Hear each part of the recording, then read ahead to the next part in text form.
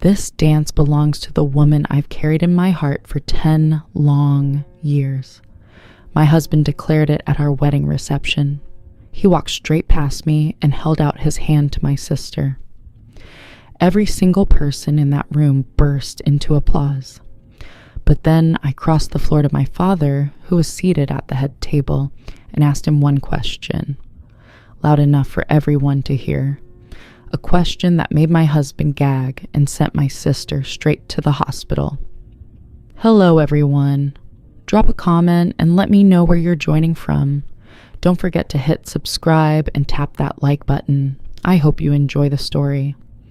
But before that question was ever spoken, there was the party. The grandest, most extravagant celebration this city had ever witnessed. The wedding hall inside the Grand Magnolia Ballroom hummed like a nest of disturbed bees. Hundreds of guests, the business and social backbone of our mid-sized city, ate, drank, and laughed beneath the light of a string orchestra, playing something elegant and unobtrusive.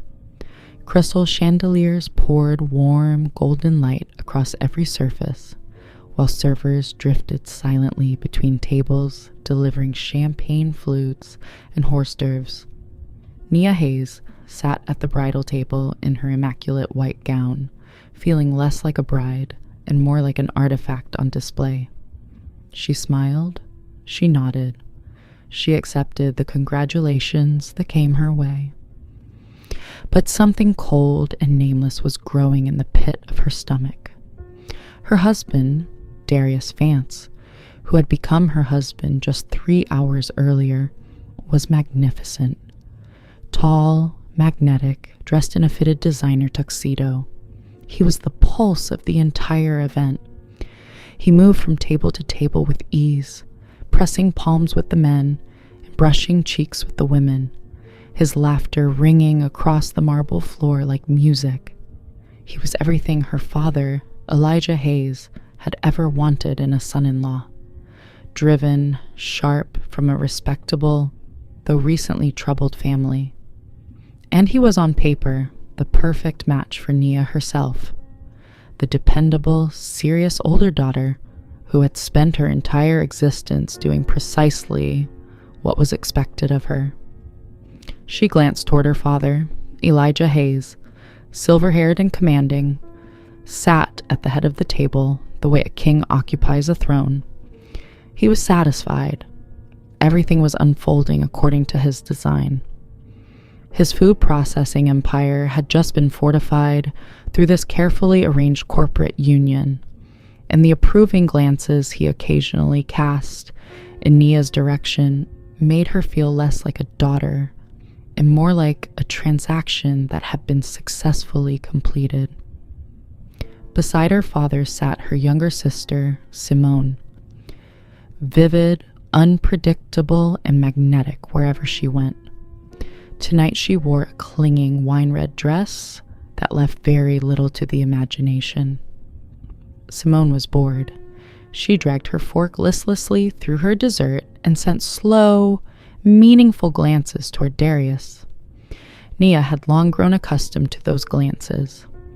Simone had always looked that way at things that belonged to Nia, her toys as children, her friendships as teenagers, and now, apparently, her husband. But Darius seemed unaffected, at least today. The MC, flown in specially from Los Angeles, announced that the groom would like to offer a toast. Darius made his way to the center of the room and took the microphone. The crowd settled, all eyes turning to him. He swept the room with a wide, gleaming smile that never once lingered on Nia. "My dearest friends, my beloved family," he began, his deep, smooth voice filling every corner of the hall. "I am without question the happiest man alive. Today I have bound my life to the Hayes family, a family I have known and held in the highest regard for a full decade. 10 years. He let that hang in the air. There was something theatrical about it, something that had clearly been rehearsed.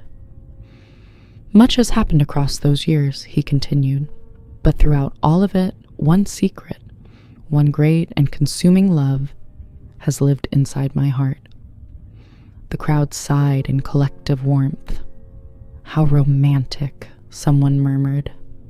Nia felt something cold tighten around her throat. She had known Darius for exactly 10 years. He had arrived at their factory fresh out of university, eager and full of ambition. But she remembered no secret love. Their relationship had begun just 1 year ago, swiftly and quite professionally. Her father had introduced him as a promising executive, and things had moved forward from there. "And I believe," Darius went on, his voice rising, "that today, on this most important day of my life, I must finally be honest with all of you and with myself." He looked toward the head table, not at Nia. His gaze was fixed on Simone. "This dance, my first dance as a married man, belongs to the one I have secretly loved all these 10 years. Nia's heart stopped. Was this a joke? Some elaborate prank? The orchestra launched into a slow, tender melody. Darius, still holding the microphone, walked in. He did not glance at her. He passed within a meter of her chair, leaving behind a trail of expensive cologne and a humiliation so sharp it cut like glass. He went to Simone. Simone bloomed. There was not a trace of surprise on her face, only victory. She rose with practiced grace, extended her hand, and let him lead her to the center of the floor. The world collapsed to that single point for Nia. Her husband was waltzing with her sister, and then, the worst thing, the guests began to clap, hesitantly at first, then louder and louder. They didn't understand what they were watching. They had decided it was a beautiful gesture, a touching family tribute of some kind. Oh, how sweet! A dance with the maid of honor. So touching, so unexpected. The applause fell on Nia like hammer blows at a funeral. She sat there in her white gown beneath the chandelier light and felt herself fracture into pieces too small to ever reassemble. She saw her father's smiling face, applauding, approving this farce. She saw Darius's back, and Simone's radiant face resting against his shoulder. She was excess at her own wedding. She was a function, not a person, a shield for something far uglier than marriage. She wanted to scream. She wanted to flee. She wanted to crumble right there in front of every watching eye in that room. But instead, something inside her shifted. Something cold and hard and precise as the edge of a blade. She remembered a conversation with her father 2 months earlier. His words had been brutal and final. "You will marry Vance. This is not open for debate. He carries a debt that could destroy both him and us if it comes to light in the wrong way. You are the guarantee. You are the glue that holds this arrangement together." Back then, she had not argued. She had always been the obedient one. But now everything had changed. The deal was done. She had delivered her part, and they had simply discarded her. The tears never came. They dried before they could form. She slowly, very deliberately, set her champagne glass on the table. She reached for a fresh one. She stood. The ringing in her ears swallowed the music. She saw only one destination, her father. She walked toward him. Each step felt like moving through deep water. Her enormous dress snagged on chair legs as she passed. Guests shifted and stared, bewildered by the bride abandoning her seat. The music played on. Darius and Simone continued to dance, oblivious. She reached the head table. She stopped directly in front of her father. He stopped clapping and looked up at her with cold irritation. The look of a man thinking, "What is this? Don't cause a scene." Nia drew a long, full breath. She did not shout. She did not weep. She spoke clearly, loudly, and with perfect steadiness, so that every person in the room heard her in the sudden silence that fell when the music cut off mid-note, as if the orchestra itself had been struck dumb. "Father," her voice was even and cold as stone. "Since Darius has just publicly declared his love for Simone, does that mean you're forgiving the $750,000 debt that you forced me to marry him in order to cover?" Time stopped. The applause died as if severed by a blade. A fork dropped somewhere, and the clatter against china rang out like a gunshot in the stillness. The entire room froze. Every eye moved. To her, to her father, to the couple standing motionless in the center of the floor. Darius choked. He coughed so violently his body doubled over. The champagne he had just swallowed caught in his throat. His face flooded crimson.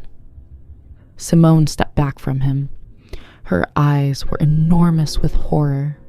She looked at Nia, then at her father, then at the sea of guests. Hundreds of pairs of eyes that had been admiring her moments ago were now drilling into her like instruments. The exposure was total. Not just the revelation of an affair, but the exposure that she had been cargo in a filthy financial transaction. Her face drained of all color until it matched the tablecloth. She began to gasp. Her chest heaved in short, violent spasms. She croaked, and then her legs simply gave out. She collapsed to the marble floor like a flower cut at the stem. Panic erupted.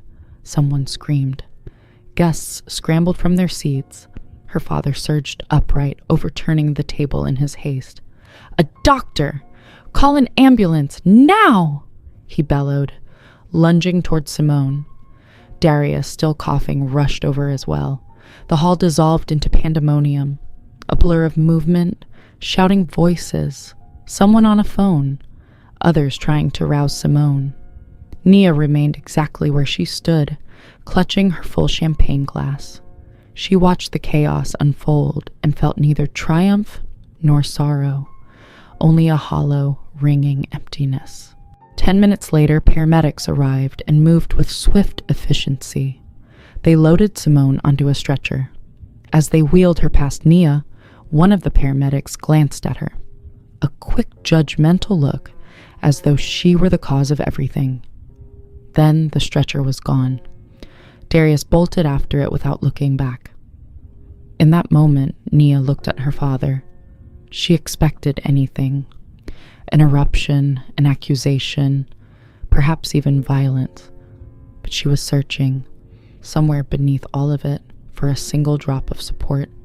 She was still his daughter. Elijah straightened. He turned to face her. His complexion had gone purple. He stepped close. Too close. His fingers seized her arm above the elbow and dug in like claws. "You foolish girl," he hissed, low enough that only she could hear, his voice saturated with contempt. "You didn't expose him. You just destroyed this family." He released her arm. He turned. He strode toward the exit without looking back. Following the ambulance, following Simone, Nia was left standing alone in the wreckage of her wedding celebration, still wearing the white gown that now felt like a burial shroud. Guests watched her with judgment, with fear, with morbid curiosity. She had never been more visible in her life and never felt more utterly alone. The guests, seized by a wave of collective discomfort, offered hurried, hollow farewells and drifted toward the exits, careful to avoid meeting her gaze. The grand Magnolia Ballroom, full of laughter and music just minutes ago, emptied rapidly. Servers moved quietly between the tables, clearing food that had barely been touched. The celebration was dead. She set down her glass. Her hands were steady. Everything inside her had burned away. Only cold, crystalline resolve remained. She had to go somewhere, do something. After the formal ceremony, Close family and intimates always gathered in the smaller private banquet room for a more personal celebration. She was family, or she had believed she was, until tonight. Gathering the hem of her now alien dress, she walked toward the inconspicuous door at the far end of the corridor. Marcus, the security guard she had known for years, stepped into her path. He would not look at her. His eyes were fixed somewhere beyond her shoulder on the elaborately decorated wall. "Miss Hayes." His voice was quiet, almost apologetic. "I can't let you through." "What do you mean you can't?" Nia's voice was flat, emptied of inflection. "My family is in there." Mr. Hayes gave the order. He finally met her eyes, and in them, she read a mixture of pity and something close to fear. "Said you weren't to be admitted." It was the first direct blow. No pretense, no softening. She had been erased. She nodded, unwilling to let him witness her humiliation, turned, and walked toward the exit. The coat check attendant silently handed her a light wrap, which she draped over the wedding gown. Outside, the night air met her with a cool, indifferent breath. She hailed a cab. "Where to?" the driver asked, his eyes finding her in the rear view mirror. Curious, studying the bride without a groom, Nia gave the address of the new condominium her father had gifted them as a wedding present, their love nest, her new home. The ride through the nighttime city was surreal. Glowing storefronts, sparse pedestrians, the cycling of traffic lights. It all felt like scenes from someone else's film. The cab stopped before a gleaming high-rise building. The concierge held the door with practiced politeness. She rode the elevator to her floor, walked the carpeted hallway to apartment 77, and inserted her key into the lock. It wouldn't turn. She tried again.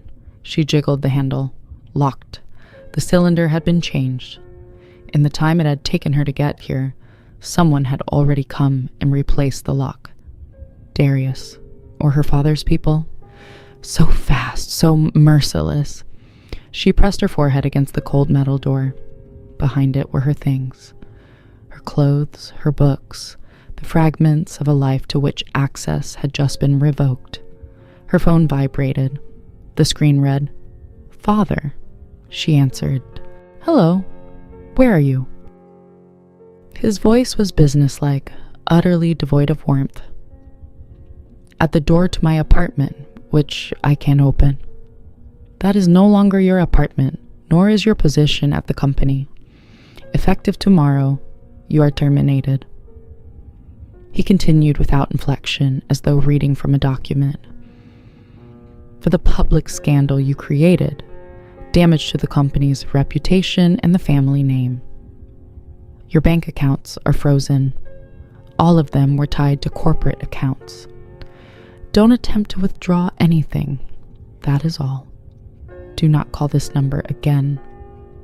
The line went dead. The banishment was total and final. No job, no money, no home. She sank slowly to the floor of the empty hallway, her back against the wall. The wedding dress spread around her like a white cloud. She needed to reach someone. There had to be someone. She scrolled to the number for Mr. Sterling, her father's longtime business partner, a man who had known her since childhood, who always called her sweetheart with genuine warmth. He picked up after the third ring. "Hello, Mr. Sterling. It's Nia Hayes." A long-waited pause. "Nia, I'm quite tied up at the moment." His voice was rushed, uncomfortable. "Can't really talk." And the call ended before she could respond. Her first tear slid down her cheek. She brushed it away with the back of her hand. She could not fall apart, not yet. She dialed another number, Mrs. Dubois. Her late mother's closest friend, a woman who had embraced her at every meeting and said she was the image of her mother. "Yes, sweetheart?" The voice carried a note of worry. The rumors had clearly already begun spreading through the city. "Mrs. Dubois, I'm in trouble. I have nowhere to sleep tonight. Could I possibly... The line went silent, then ended. She called back. The number rang out. She tried again. The subscriber was unavailable. She had been blocked. That was it. Her entire world, so stable, so predictable, had ceased to exist within the span of 1 hour. She was a pariah, a toxic remnant that everyone was rushing to put as much distance from as possible. She got to her feet. She had to go somewhere. But where? Then a memory surfaced, faint, years old.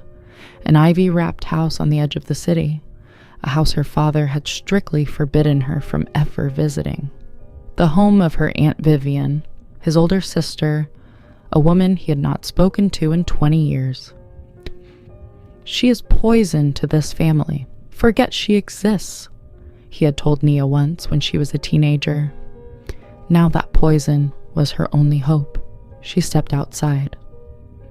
Fine cold rain had begun to fall. The miserable kind that soaks through everything without ever becoming a proper downpour. It found its way immediately through her thin coat and into the layers of the wedding dress. She walked. She had no money for a cab, and asking a driver to take her on credit felt beyond her. She walked across the city while her gown turned from white to a sodden gray. Her heels struck the wet pavement. The few pedestrians out at this hour gave wide berth to the strange figure of a bride walking alone through the rain. Her makeup dissolved and ran in dark rivulets down her face. An hour later, she arrived at a solid, weathered brick house set back behind an overgrown yard. Lights burned in the windows. She walked to the heavy wooden door and knocked. The woman who opened it was tall and lean, with silver hair pulled back in a severe bun. Vivian. She bore a strong resemblance to Elijah, the same sharp features, but her eyes were entirely different. Where his commanded, hers saw. They took in Nia completely, the soaked gown, the wrecked makeup, without a flicker of surprise or pity. I had been waiting for one of Elijah's children to finally see the truth, she said in a calm, measured voice. Come inside before you catch cold. The house was simple but warm. It smelled of dried herbs and aging books. Vivian wrapped her in a large, soft towel and found her an old bathrobe. While Nia changed in the bathroom, her aunt put the kettle on. They sat together in the kitchen. Nia drank the hot, sweet tea in silence, trying to stop shaking. So he threw you out. It was not a question, a statement. Vivian studied her with clear, unhurried eyes. Nia nodded. He said I destroyed the family because of some debt Darius owed. He said the marriage was meant to bind him, to force him to work off the debt within the family. Vivian gave a short, bitter laugh. Poor, naive girl. You still think this is about Darius? Nia looked up. Who else is it about? The debt was real, $750,000. Only it wasn't Darius's debt. She paused, letting the words settle. It was Simone's. Nia's breath left her body. How? When? Simply enough, Vivian continued, her voice relentless. For the past several years, your sister has been living a double life. While you were at the factory managing quality control, she was flying to Miami and Las Vegas. Luxury suites, high-end restaurants, designer everything. She has always wanted a life well beyond what she was entitled to. She borrowed from people you do not borrow from. Lenders who charge the kind of interest that turns manageable sums into catastrophes. When the total reached $750,000 and the creditors threatened to come to Elijah directly, he was beside himself with rage. But Simone, his darling, his favorite, could not be touched by scandal. Her name had to remain pristine. Vivian leaned back. Then Darius appeared. Ambitious, presentable, well-connected enough, but broke. The ideal candidate. Your father made him an offer, The debt would disappear, and Darius would receive a future inside the Hayes Empire. But the marriage had to be to you, not Simone. Simone had to stay untarnished. You were the reliable one, the quiet one who never asked too many questions. Marrying you tied Darius to the family, kept him indebted, kept him obedient. And you were simply the payment, the collateral. The world had flipped again, and this time it landed uglier than before. The betrayal was deeper, more calculated, more deliberate than anything she had imagined. She had not simply been a humiliated bride. She had been a bargaining chip in an operation designed from the beginning to protect her sister's reputation at any cost. Nia sat with her head bowed.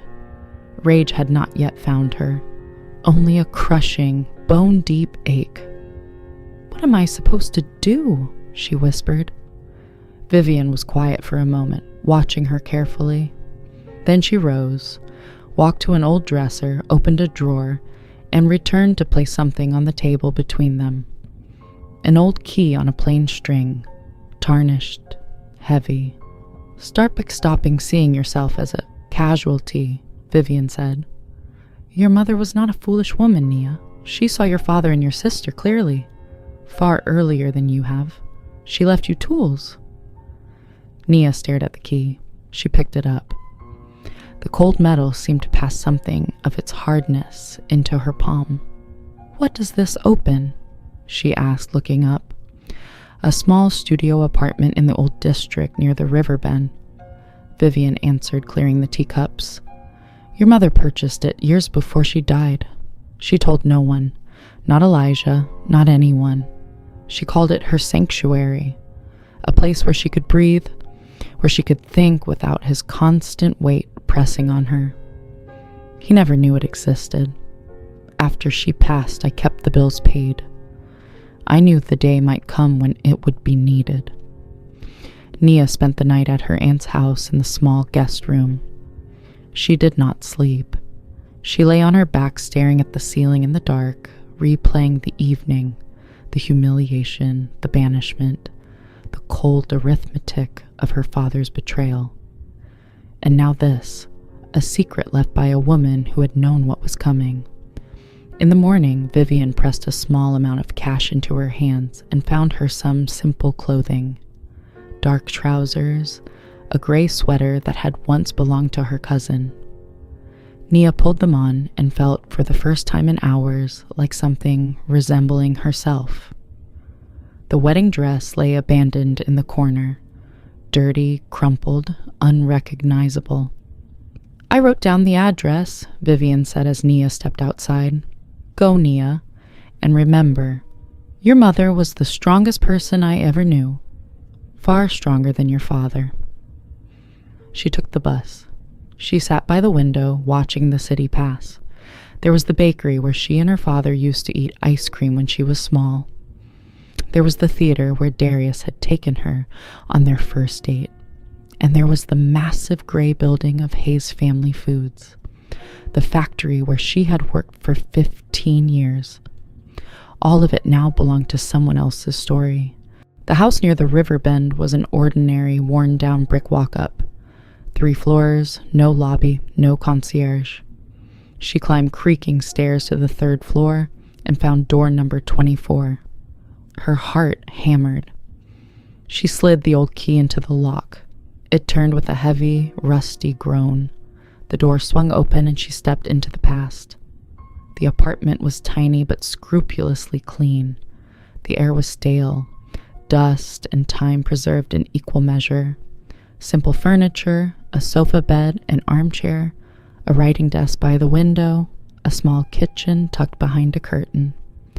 Everything in its place, filmed with the lightest layer of dust, as though the owner had simply stepped out for a moment and would return any time. On the wall hung a tear-off calendar, its page frozen on a date from 10 years ago, the day her mother had died. Nia moved slowly through the room, trailing her fingers across the desk's surface. What was she looking for? What tools? She opened the wardrobe, a few of her mother's simple dresses, an old coat. Books lined the shelves in neat rows. Nothing that announced itself. Her gaze settled on the writing desk. She pulled the top 2 drawers, unlocked. Clean paper, pens, paper clips, everything orderly, everything expected of a woman who valued precision. The bottom drawer was locked. She tried the key Vivian had given her. It did not fit. Disappointment welled up. She sat in the chair and looked around the room. Her eyes returned to the calendar on the wall. 10 years. She walked to it, touched the yellowed page, and noticed a faint scratch on the wall behind it, as though something small had been hidden. She carefully peeled back the corner. Taped to the wall behind the calendar was a small key, a cabinet key secured with a strip of tape. Her hands trembled as she pressed it into the bottom drawer's lock. It clicked. Inside the drawer lay a single item, a thick ledger with a hard, dark green cover. She lifted it to the desk. It was not a diary. The first page, in her mother's small, precise handwriting, read, "Inconsistency log, Production Bay 2. She began turning pages, and with each one a chill crept deeper. It was a meticulous, detailed record of production anomalies spanning the final 2 years of her mother's life. Dates, batch numbers, product names, 2 columns. The official reason for disposal and the actual fate of the goods. March 15th. Product, premium beef stew. Batch 481. Disposed, 800 cans. Official reason, seal integrity breach during transport. Actual fate, sold via A.V. Johnson. Cash payment, portion delivered to E.P. Hayes. April 29th. Product, condensed milk. Batch 512. Disposed, 1,200 cans. Official reason, manufacturing defect, fat content non-compliant. Actual fate, sold at City Market, cash payment. Portion delivered to E.P. Hayes, page after page, dozens of entries, hundreds of thousands of units logged as defective, spoiled, broken, and quietly sold for cash. An entire underground commercial operation running parallel to the official business. Her father had been stealing from his own company for years, and she, as head of quality control, had seen nothing, or had not wanted to. She closed the book. This was the tool, not merely evidence of theft, a weapon, but she did not yet know how to wield it. These were figures, records. She needed someone who could confirm how massive quantities of supposedly disposed goods had been moving invisibly out of those warehouses. Someone from inside. She thought of Calvin Jasper, the stern, taciturn warehouse foreman who had been with the company longer than she had been alive. He was the only one in planning meetings who ever dared to argue with her father, and her father loathed him for it, threatened him perpetually, but never fired him, because no one understood the warehouse operations the way Calvin did, and Calvin had deeply respected her mother. He had told Nia more than once. Your mother was a woman of conscience. She found his number in an old contact list on her phone. She called. He answered carefully, his voice worn and guarded. Mr. Jasper, it's Nia Hayes. Nia. A pause. I heard what happened. Another pause. My condolences. I need your help. It's important. And it concerns my mother. The mention of her mother did it. What is it? I can't say over the phone. Can we meet somewhere private? He considered. 1 hour. The old bus depot. Platform 7. The depot was loud and crowded, ideal for invisibility. Nia arrived early, sat on a bench, and gripped the bag containing the ledger. Fear and hope moved through her in alternating currents. Calvin was her only opening.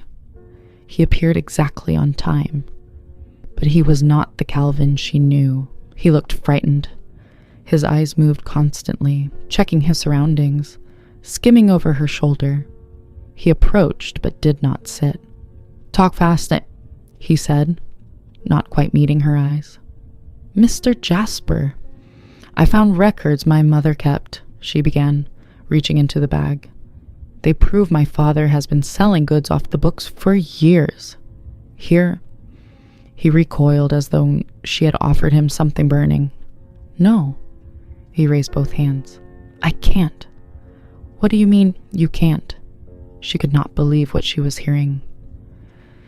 "This is our chance, a chance to set things right, for my mother's memory." He finally looked at her directly. His eyes held the expression of a man in desperate, helpless pain.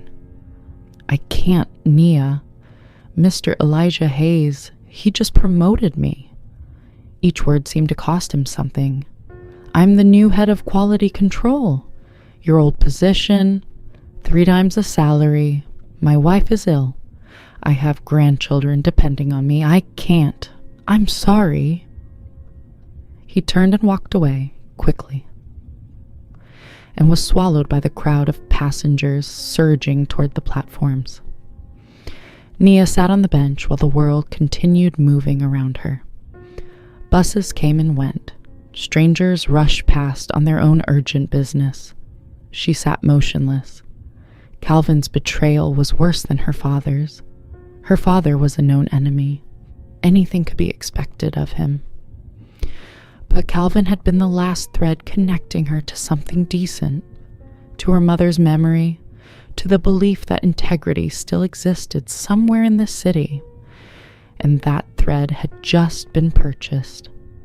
She only pulled herself back to the present when a young police sergeant stopped his patrol car nearby and leaned out to ask, with genuine concern, whether she was all right.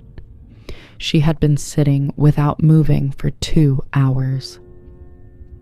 "I'm fine," she said, standing.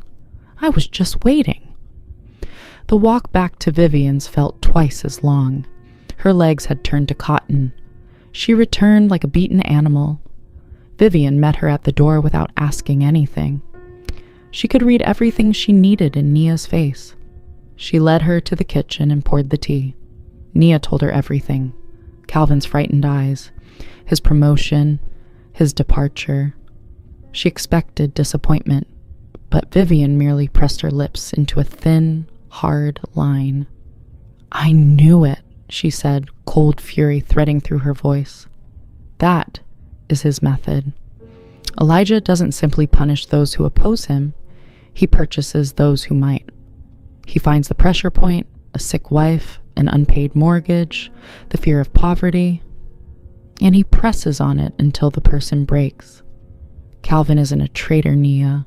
He's another victim. "But what do I do?" Desperation surfaced in her voice. "Without testimony from someone inside, that ledger is nothing but paper. In court, he'll say I fabricated it.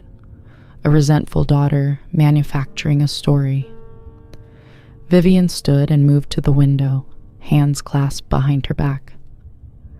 "If you cannot enter through the door, find the window." She was quiet for a moment. "There is one more person in this city who holds as much hatred for your father as I do. Possibly more." "Who?" "His name is Andre Thorne. He was once the finest investigative journalist in this state. Sharp, relentless, afraid of nothing and no one. 5 years ago, he began digging into one of your father's supply contracts. Government food programs, school systems. He got close. Too close. What did my father do? He didn't threaten him. He didn't buy him. That would have been too simple." A humorless smile crossed Vivian's face. Elijah arranged for Andre to appear as though he himself was accepting bribes in exchange for favorable coverage. Fabricated witnesses, manufactured audio. Andre was dismissed in disgrace. The editor of his own newspaper, his closest friend, publicly denounced him. Everyone turned away. "Your father didn't merely end his career. He obliterated his name." A faint spark ignited somewhere in Nia's chest. Where is he now? Not in a good place. Last I heard, he writes advertising copy for a small outfit called Creative Plus in the basement of an old commercial building. Finding Creative Plus was easy enough. A faded sign hung above a steep stairwell leading underground. Nia descended. The air hit her immediately. Cheap tobacco, instant coffee, and the particular stuffiness of rooms that never see daylight. A man in his 40s sat behind an old computer in a room cluttered with paper. Thin, shadowed eyes, 3 days of unshaven stubble, an overflowing ashtray beside the keyboard. What do you need? He asked without looking up. Car wash slogans are on special today. I need Andre Thorne. Then you found him. He looked up. His eyes were exhausted and cynical. What brings a respectable woman to my crypt? Nia stepped forward and placed her mother's ledger on the desk in front of him. My name is Nia Hayes. I need your help. My father has been defrauding his own company for years, and I have the records to prove it. He glanced at her surname and made a short sound of amusement. Hayes, Elijah Hayes' daughter. A family dispute. Sorry. I don't sort through other people's dirty laundry anymore, especially not the Hayes families. Once was enough. He turned back to his screen. I know what he did to you, Nia said quietly, and I have proof that this is not just personal grievance. This is documented fraud. Systematic, sustained, and ugly. Something shifted in his eyes. He picked up the ledger with a show of indifference and flipped through several pages. Then he set it down. Neat handwriting, numbers, and dates. And what exactly does this prove? That your father neglected to pay tax on part of his earnings. Every second businessman in the city does that. Any prosecutor will say this is a forgery. A wounded daughter settling scores. Go home, Miss Hayes. He pushed the book back toward her. Desperation gave her clarity. No, you're not seeing it. She took the ledger and began turning pages, deliberately, finger pressing down on each relevant line. Look at the dates. October 28th, last Friday of the month. November 25th, last Friday of the month. December 30th, last Friday. Every single time. Enormous quantities of product disposed on the same day of every month. That is not an accident. Andre went still. He took the ledger back. Differently this time.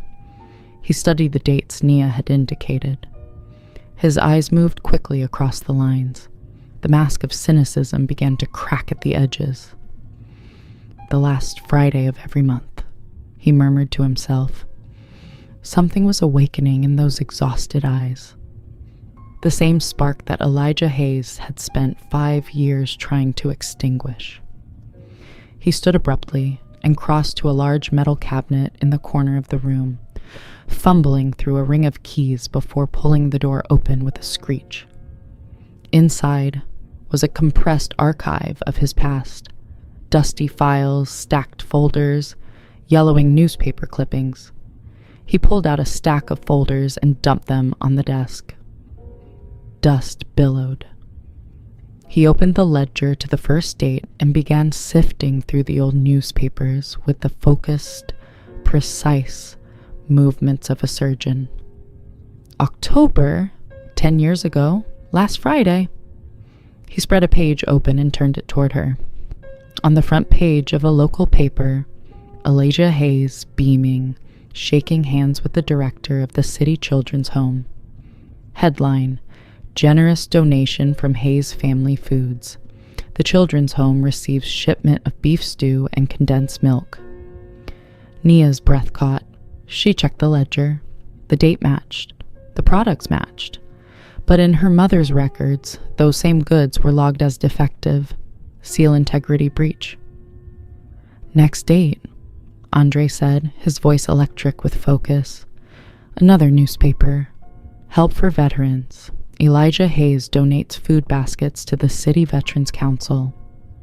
Another. Holiday Miracle, School Number 3. Thanks the Hayes family for their gift of holiday provisions. And in the ledger, every time, the same products, spoiled, non-compliant, disposed of. Andre set the ledger down slowly. His face had gone pale. My God, he whispered. These weren't disposed goods. He donated them. Got public recognition for it, substantial tax relief.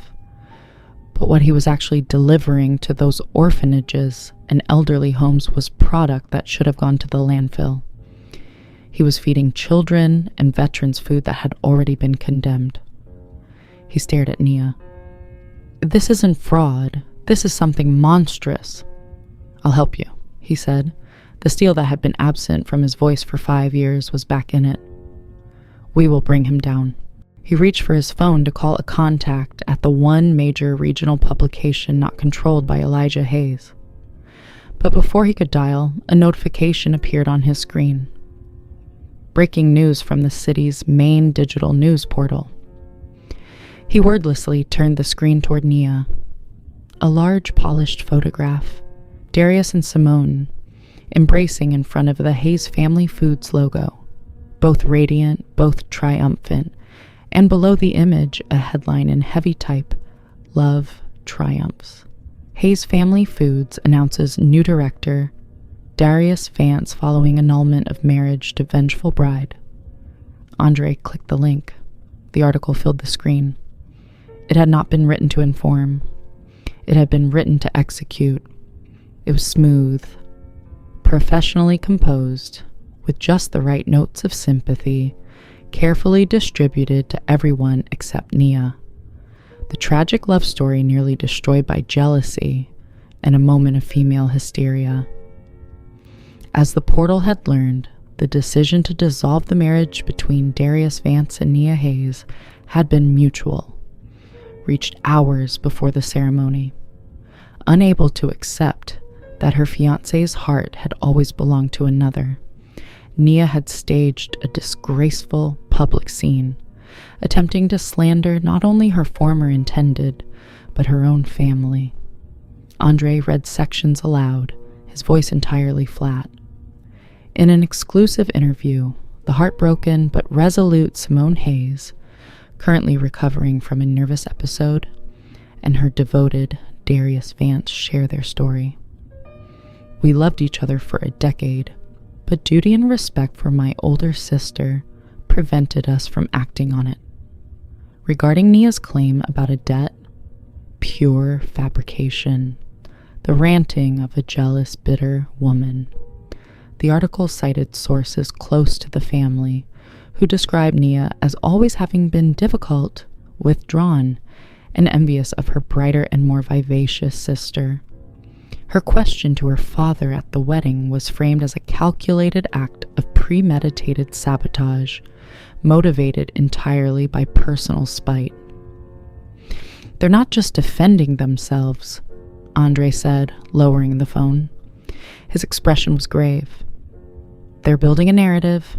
They're constructing an image of you, the unhinged, resentful spinster. And they did it overnight.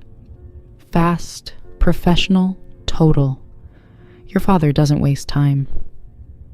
Nia was silent. She could feel the walls closing. She had not merely been expelled from her own wedding. She was being unmade, and an uglier, fictional version of her was being assembled in her place. She was no longer the victim of a betrayal. She was the villain of a story she had never agreed to be part of. She returned to Vivian's house in ruins. Her aunt had already seen it online and simply shook her head. His style exactly. Destroy the reputation first. After that, the person has no ground to stand on. The entire city is already talking. Nia felt the weight of it the following day, when she stepped out briefly for medication. Her head had been splitting since the night before. She pulled up the hood of an old jacket Vivian had lent her and walked to the nearest pharmacy. She ran into Mrs. Davis, their neighbor from the apartment building where Nia had grown up, a woman who had always greeted her warmly, who always asked about her work. Seeing Nia, Mrs. Davis stopped cold. Her face stretched into something like fear. Then she looked away sharply and crossed to the opposite side of the street, nearly stepping into the path of an oncoming car in her haste to get away. At the pharmacy, the young attendant who just a week ago had been asking eagerly about the wedding preparations served her with a face of ice, not a word spoken. Change slammed onto the counter without being handed to her. People stared from windows, from passing vehicles. Fragments of whispers reached her. That Hayes woman. What a disgrace. Setting up her own father like that. She was not merely an outcast. She had been made into something contagious. That evening, back in Andre's basement office, he paced the narrow space with a cigarette burning between his fingers. "The ledger is solid," he said, "but it's not enough anymore. They've poisoned public opinion so thoroughly that if we go public with those records right now, the response will be, 'Of course she says that. Of course she produced evidence. She's a scorned woman destroying her father out of spite. We need more. Something that proves this was never just tax avoidance. Something that demonstrates Simone and Darius were active participants, that they knew, that they planned." Nia sat on a wobbling stool, staring at the computer screen where that photograph still glowed. The victors. Radiant and untouchable. Her gaze moved over their clothing, their postures, and then it snagged on something at Simone's throat. Something she recognized. "Zoom in," she said, her voice stripped of inflection. Andre enlarged the image. There, in full detail, was the necklace around Simone's neck. A delicate gold chain.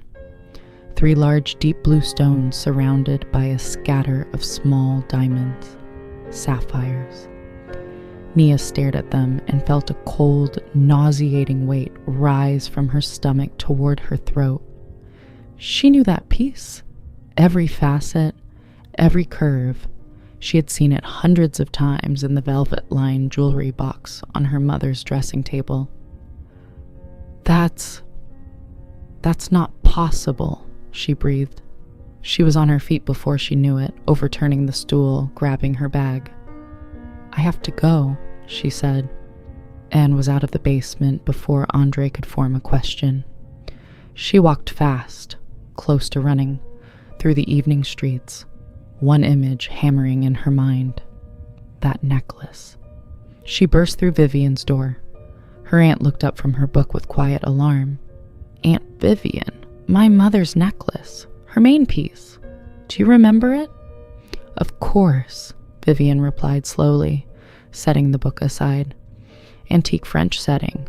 Deep cornflower blue sapphires. Your grandmother called them widow's tears. Why?" "It's around Simone's neck, in the photograph online." Vivian's face turned to stone. She rose from the armchair. "Show me." Nia held out the phone. Vivian took it, brought it close, and looked for a long moment without speaking. When she lowered the phone, her color had drained. "Yes," she said, "but there is no question." "But how?" Nia whispered. "Father would never have allowed Simone to take Mother's things, never." "He didn't allow it," Vivian said quietly. Something in her voice carried a terrible certainty. "Because he didn't know where it was." Nia stared at her. "That necklace," Vivian continued, meeting her eyes, and what was in her gaze was an abyss, "went missing from your mother's jewelry box on the day she died." Nia's legs failed her. She sank into the nearest chair. "On that very day," Vivian finished, her words falling like stones dropped into deep water. 10 years ago. The same day Darius Vance first set foot inside your factory. The same day he now claims his secret love for Simone began. The day of death. The day Darius appeared. The day the secret love began. 3 points that connected into a single sickening line. This was no longer merely betrayal or humiliation. This was a web of lies that had been woven across a decade, and it had begun with theft. They had not just stolen a necklace, they had stolen the last valuable possession of a dying woman and built everything that followed upon that foundation. Nia stood up. Her mind was clearer than it had been in days. "I need to go back," she said, staring at the middle distance. "To her apartment, the sanctuary. There has to be something else. The ledger was for business. Whatever she left personally, it's still there." Vivian nodded without words. She understood everything. Nia took the bus across the city again, but this time she did not look out the window. She looked inward, trying to piece together the fragmented memories of the day 10 years ago.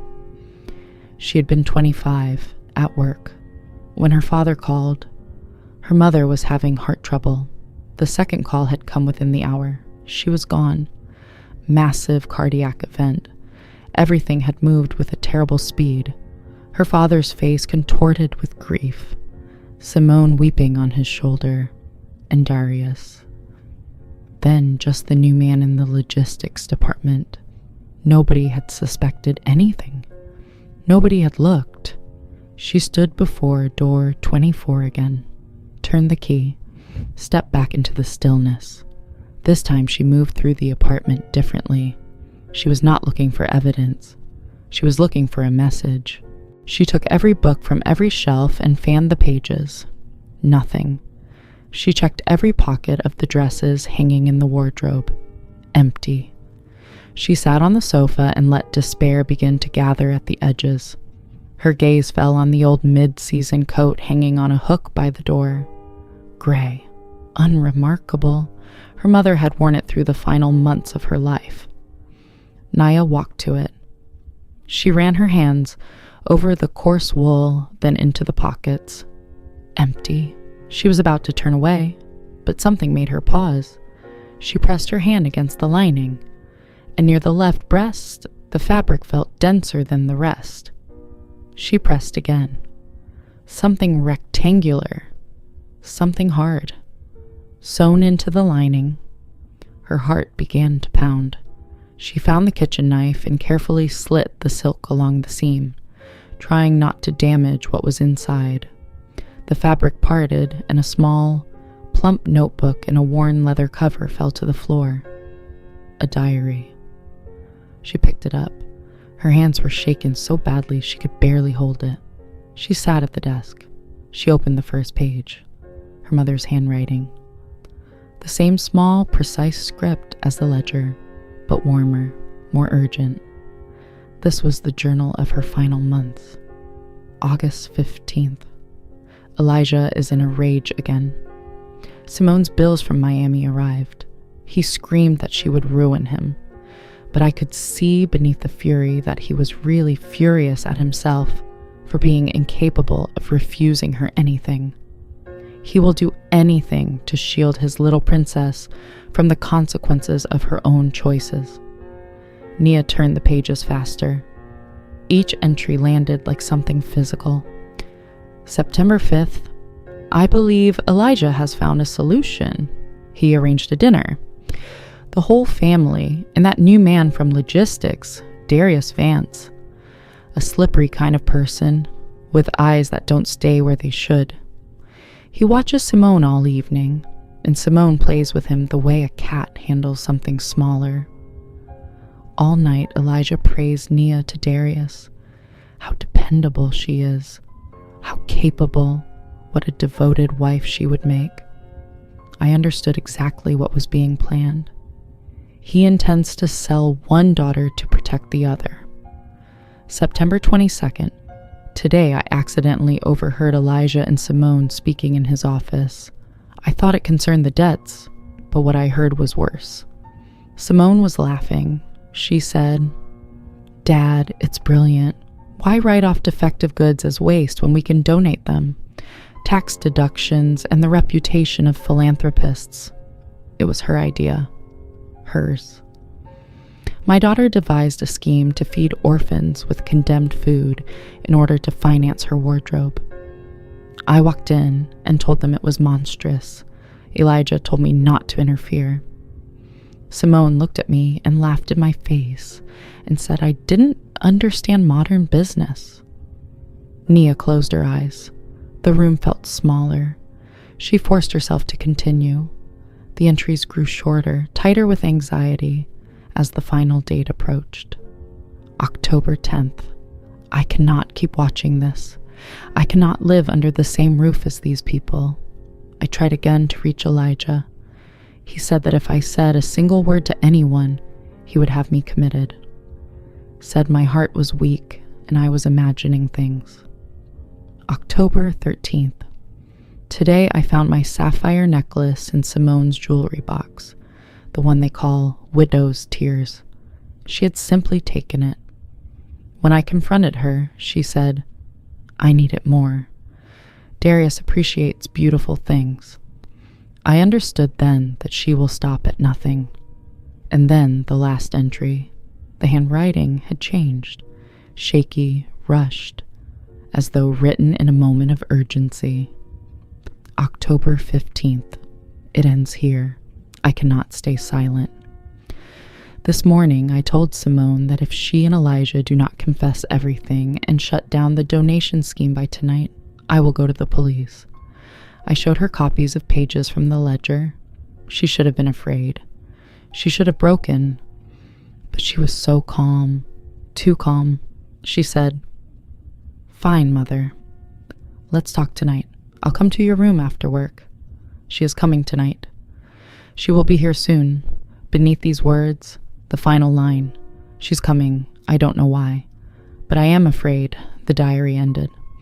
Nia sat motionless, staring at those last words. Her mother had delivered an ultimatum, and they had answered it.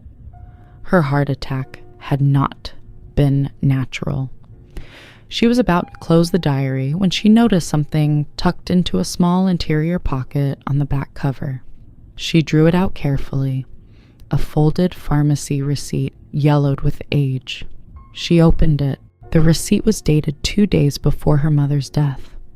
Among the listed medications was one her mother had depended on for years, a critical cardiac drug.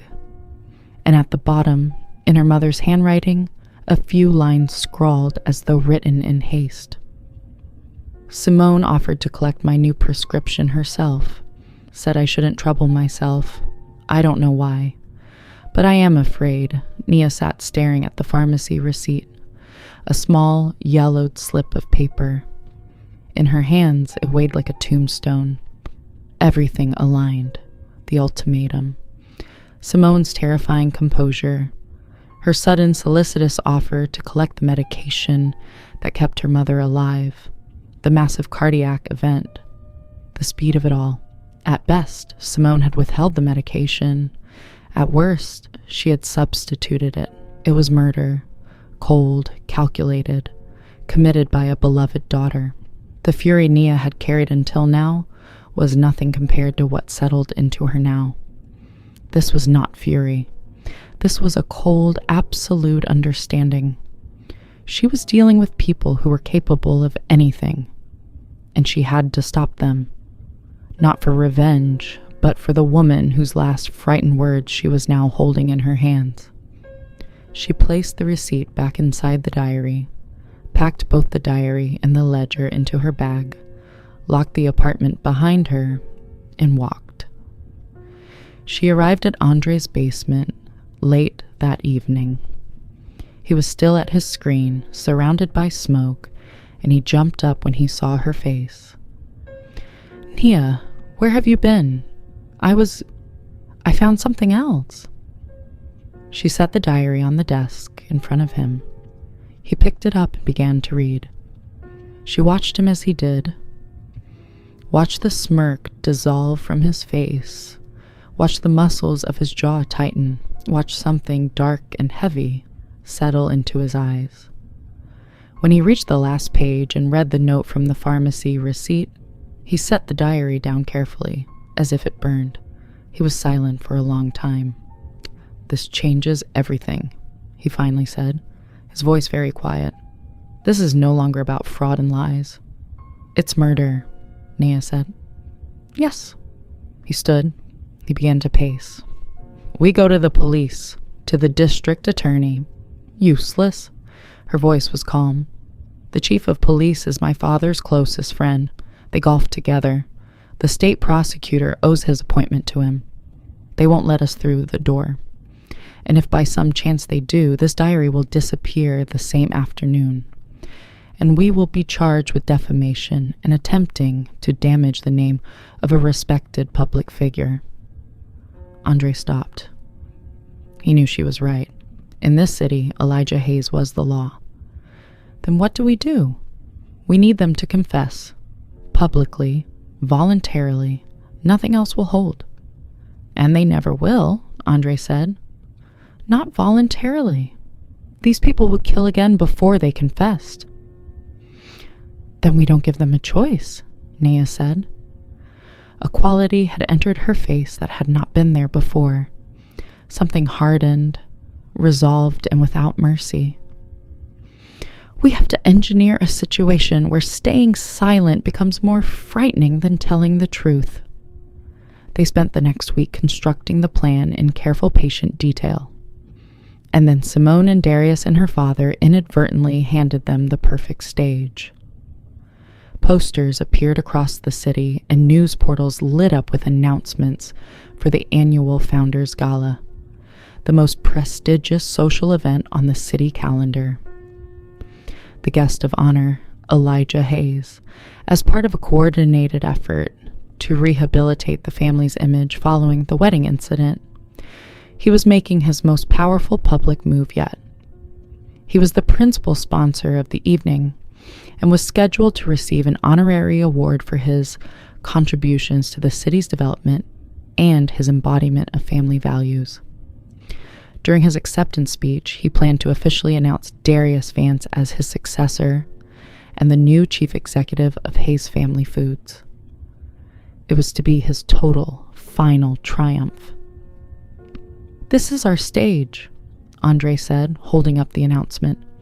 "The entire city establishment, every reporter in the area, every camera. If we're going to make our move, it has to be there." "We need to make them panic first," Nia said. "A panicked person makes mistakes. We need them to believe we have everything and that we're about to use it." She knew which thread to pull. Calvin. The following afternoon, she waited outside the factory gate after his shift. She knew his route home. Through the old park, the same path he had walked for 20 years. She stepped out from behind a tree to meet him. He flinched. He tried to step around her. She blocked his path gently. "Don't be afraid, Mr. Jasper," she said softly. "I don't hold anything against you." He looked at her, bewildered. "I understand everything. You have a family to protect. I might have made the same choice." She held his gaze. "I didn't come to accuse you. I came to tell you that it's all right. I found my mother's old diary.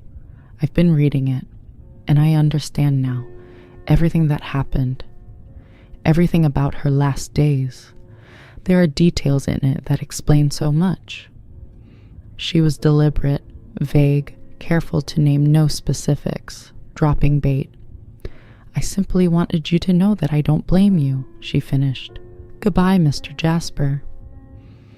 She turned and walked away, leaving him standing in the middle of the park, visibly shaken. She had no doubt what he would do. A man living in fear always runs to whoever controls that fear. Andre, through an old contact in telecommunications, arranged to have calls from Calvin's number traced. 1 hour after her conversation with him, Calvin placed a single call to Elijah Hayes. The conversation lasted less than a minute. The trap had been sprung.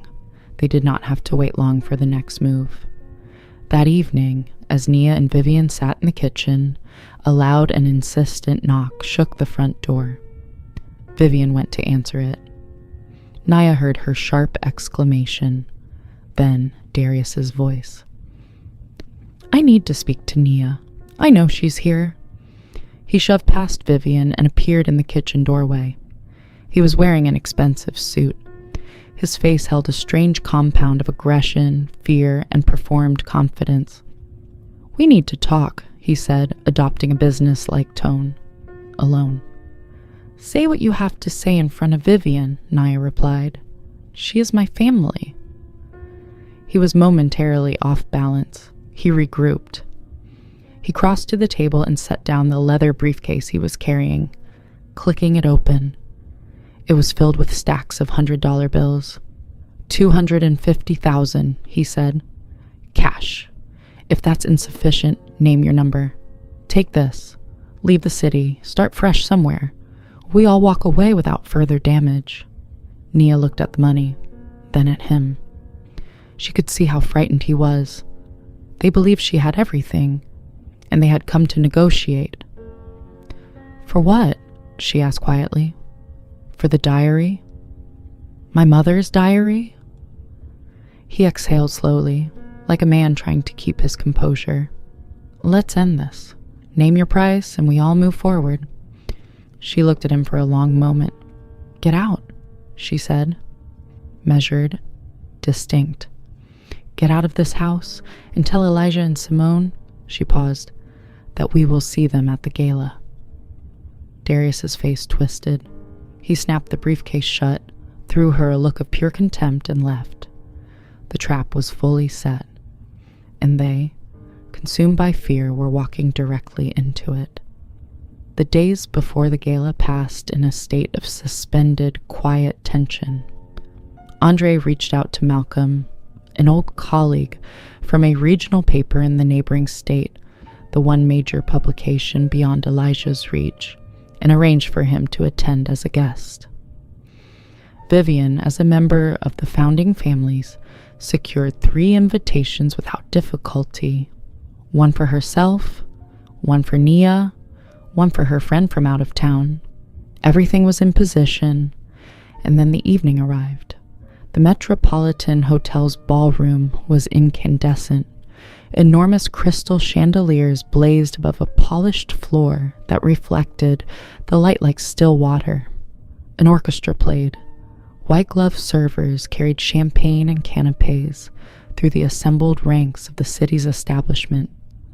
The mayor, senior officials, bankers, industrialists, and their wives in jewels and evening gowns. It was a parade of perfectly maintained surfaces, and Nia, entering on Vivian's arm, felt as though she had stepped into a den of something that looked like civilization but wasn't. She wore a simple floor-length black dress, not a piece of jewelry. Against the extravagance around her, she looked like a blade. 2 security men, clearly briefed, tried to block the entrance. Vivian did not slow her stride. "This is my guest, young man," she said, fixing the closer of the 2 with a look that could have stopped traffic. "Or do you have standing orders to refuse admission to the Founders' Gala?" The guard deflated. He recognized her. He stepped aside. Andre and Malcolm were already at an inconspicuous corner table with an unobstructed view of the stage. Andre caught Nia's eyes and gave a single brief nod. And at the center of the room, the family. Elijah, immaculate, surrounded by the mayor and the most influential people in the city, receiving congratulations with the practiced ease of a man entirely at home in his power. Darius stood nearby, the loyal protege, and Simone was the star of the evening, spectacular in a gold-embroidered gown, her hair elaborately arranged, the sapphire necklace blazing at her throat. She laughed the loudest, drank glass after glass of champagne, but her eyes, when they moved, had the feverish glint of barely contained anxiety. They saw Nia. Elijah's smile froze for a fraction of a second. Darius stiffened. Simone's eyes went flat with hatred and undisguised fear. The ceremony proceeded. The host enumerated Elijah's contributions to the city at length. The mayor stepped to the stage and presented him with a crystal statuette, the Family Legacy Award. Thunderous applause. Elijah took the microphone. "My dear friends," he began in his practiced, resonant voice, "it is a profound honor to stand here tonight. But this recognition is not mine alone. It belongs to my entire family, a family for whom honesty, integrity, and responsibility to this community have always been and always will be the highest values. These are the principles I receive from my parents and which I pass on to my children." Naya began to walk. She moved across the floor in a straight line. Between the tables, through the crowd, toward the stage. People parted. Heads turned. Murmurs spread. The orchestra faltered and fell silent, as though uncertain whether to continue. Elijah saw her. His face went carefully, professionally blank, but his eyes behind that blankness were lit with cold fury. He kept speaking, a professional to the end. Simone was not a professional. Seeing Nia advancing toward them, she broke. She left her place and moved to intercept, reaching her at the edge of the stage, close enough to be heard only by the two of them. "What do you think you're doing here?" she hissed, her voice low and vicious. "You think you can walk in and ruin this? This evening is ours. Darius is mine. The factory is mine. Everything is mine." She was so close that Nia could smell the champagne on her breath.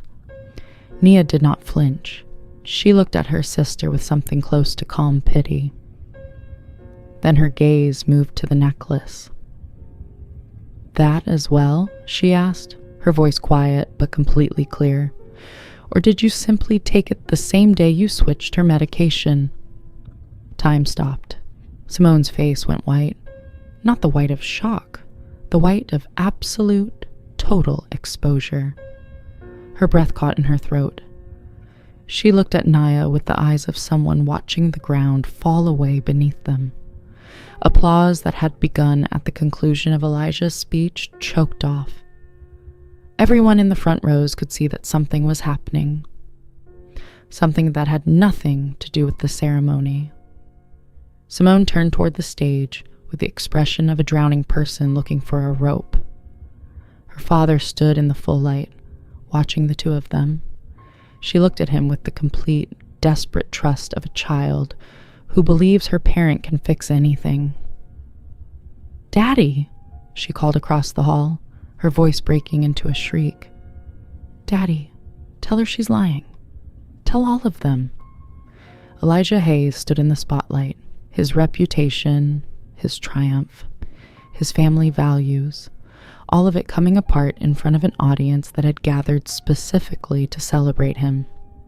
He looked at his daughter, sobbing, panicking, publicly unraveling. He made his choice. He leaned into the microphone. "Security, please escort my daughter from the hall. She appears to be unwell." Simone went still. She stared at her father, and the silence around them was complete. He had not protected her. He had not stepped in front of her. He had designated her as the problem to be removed. She looked at him, then at Nia, then back at him again. Something was being severed inside her in real time. "Unwell," she whispered, and then louder, the word becoming something else entirely. "It was you. You did this to me." The security guards who had started toward her hesitated, waiting for direction. Elijah stood frozen on the stage. Simone stepped back from him. Then another step, stumbling against the hem of her own gown, backing away. From her father, from the stage, from the hundreds of faces watching her, into the lobby, and then she turned and ran. Elijah came off the stage immediately. He could not let her go. Not like this. Not with everything unsaid and uncontrolled. He went after her. Darius, pale as someone who has just watched the floor beneath his future collapse into nothing, followed automatically. Naya moved behind them, She did not hurry. She knew how this ended. This was the last act, and she had her part to play. Behind her, quiet as shadows, came Andre and Malcolm, phones already out, the small red lights of their recording apps burning in the dim corridor. The lobby was vast and marble-floored, its arches creating resonant silence. The echo of footsteps carried. A semicircle of guests spilled from the ballroom doorway behind them, keeping their distance but watching everything. Simone reached a column and pressed her back against it. She was cornered.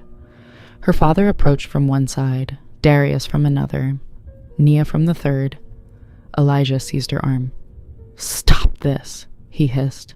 "You don't understand what you're doing." She wrenched her arm free. "It was me. You just publicly threw me away in front of the entire city." She turned to Nia, and the fear and hatred in her eyes had become something fractured and desperate. "You won't prove a thing," she screamed, her voice cracking. "You have nothing but your own obsession." Nia reached into her small clutch bag and withdrew 2 items. She held them without opening them. The worn leather notebook, the folded pharmacy receipt. "I don't need to prove anything," she said quietly. "Your face just told everyone everything." Darius saw the diary. He recognized it from the night he had come to buy it. He understood what was in it. He understood what it meant for his future, his career, his freedom, all of it contained in that notebook.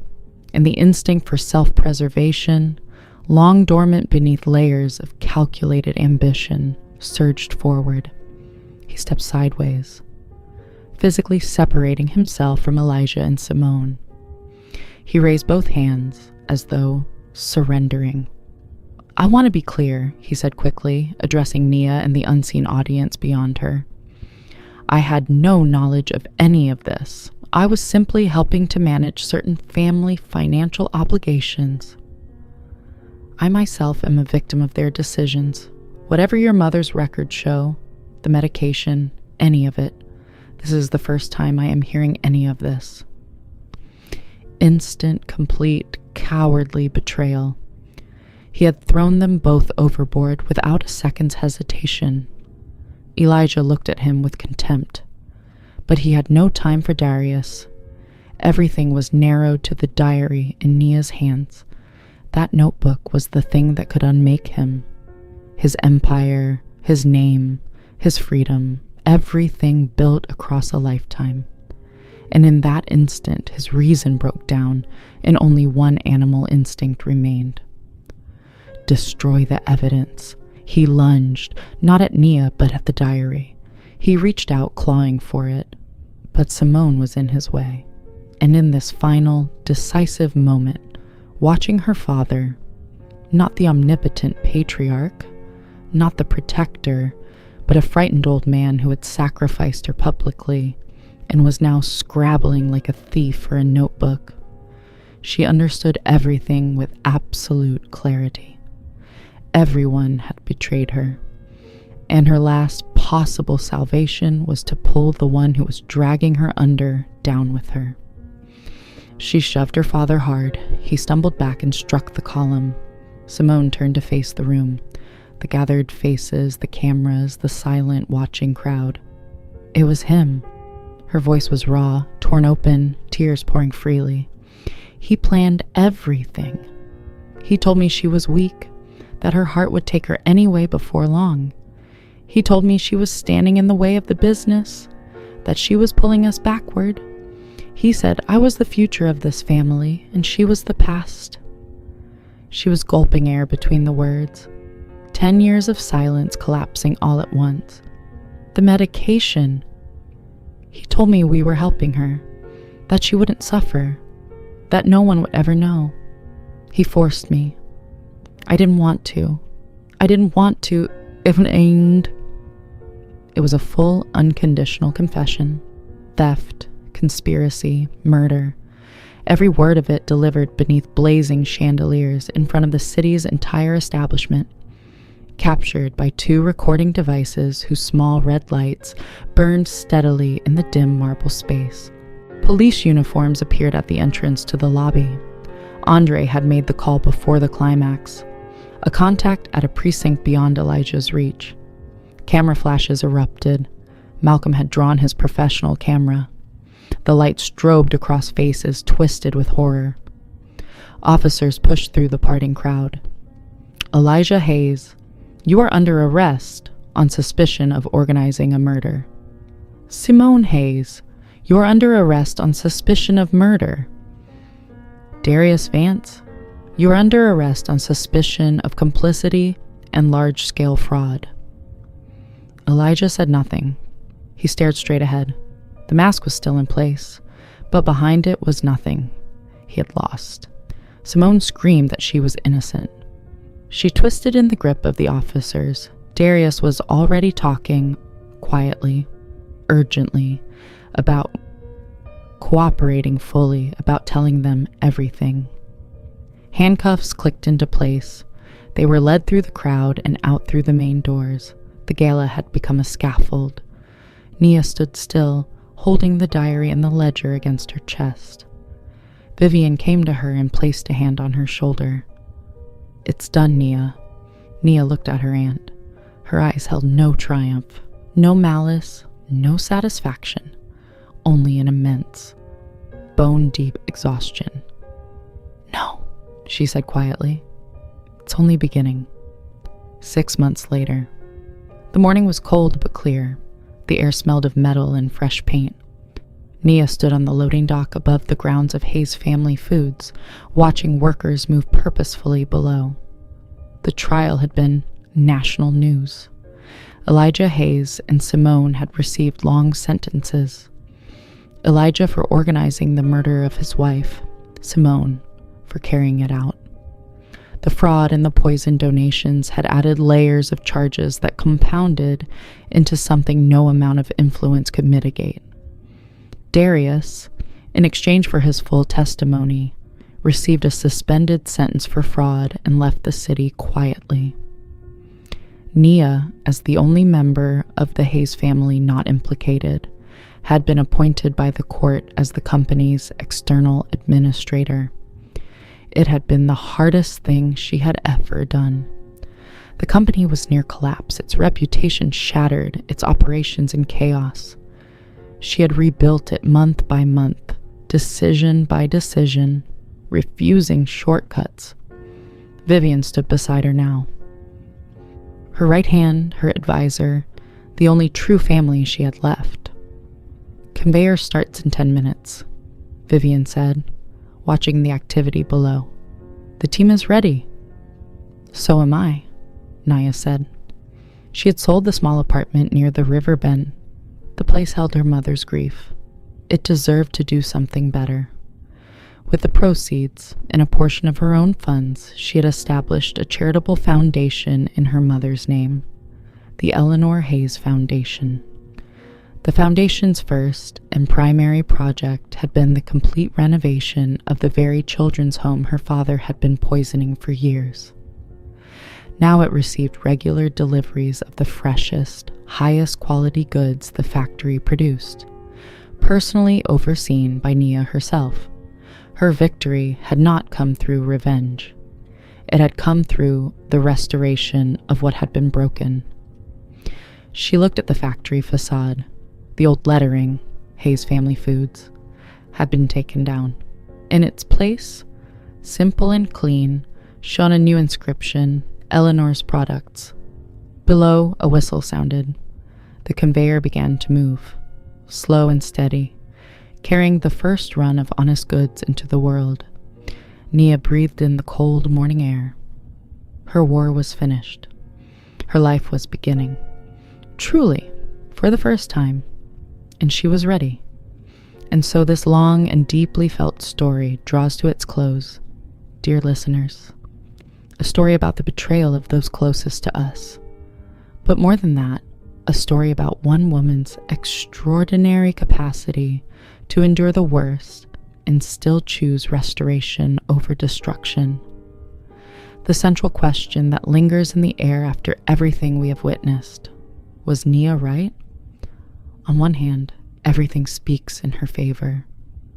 She exposed people who had stolen from orphans and the elderly for years, who had conspired to end a good woman's life, who had turned a family business into an instrument of fraud. She restored her mother's name. She gave the company new purpose. On the other hand, she sent her father and sister to prison. She destroyed the only family she had ever known. She did it publicly, deliberately, and completely. Was there another path? Could the truth have surfaced through quieter means? Could she have found the strength to forgive people who had done something that perhaps cannot be forgiven? These are not easy questions, and we would genuinely like to know what you think. Was this justice, or was it annihilation dressed as justice? Did something feel unresolved to you? Are you curious about any of the other characters, about what happened next? Please say everything that's on your mind in the comments. I read every single one. And if this story moved you, if you held your breath through any part of Nia's journey, please show that support with a like and a subscription if you haven't already. Your engagement is what allows stories like this to keep being made. At the end of this video, a window will appear at the center of the screen. Please click on it. You'll find our other most compelling stories waiting for you there.